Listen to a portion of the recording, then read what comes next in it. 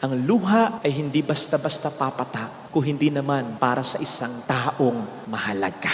Napakaganda ng sinasabi sa Psalm 56 verse 8. Sabi ni David, habang siya'y naghihirap, habang siya'y maraming problema, you keep track of all my sorrows and you keep my tears in your bottle. Sige nga, ano yung tinatago natin? Di ba usually yung mga bagay na sa atin ay mahalaga? Kaya yung luha mo, yung luha ko. He keeps these tears in His bottle. Minamahalaga ng ating Panginoon Jesucristo. Kaya, ang maganda ditong makita natin, that God is very much aware of what we are going through.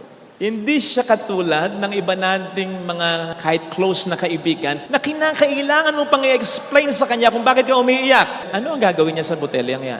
Sa palagay ko, pagharap natin sa kanya, pagpasok natin sa kalangitan, itong isa sa mga isasalubong niya sa atin. Yung botelya ng mga luha na yan. Na para bang sasabihin niya sa atin while holding that bottle near His heart, I was with you in every painful situation of your life. Kasama mo ako sa pag-iyak mo. Naiintindihan ko mga luha mo. Pinapahalagahan ko ito. Alam ko ang dahilan at gumawa ako ng paraan.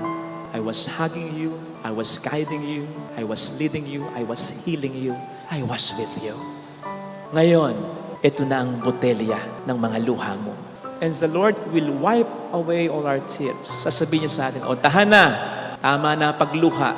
Nasa langit ka na. Sapagkat dito wala ng kamatayan, wala ng sakit, wala ng dalamhati, wala ng pag-iyak, wala ng pagdurusa. Sapagkat ang mga dating bagay ay bago na.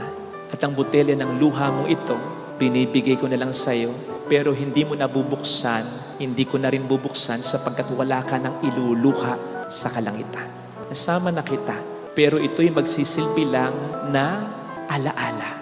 Yes, ng mga masasakit mong karanasan, pero ng mga masasakit mong karanasan na iyong napagtagumpayan kasi I was with you, ikaw ay aking tinulungan. Kaya, anak, walang pumatak na luha mo na aking sinayang.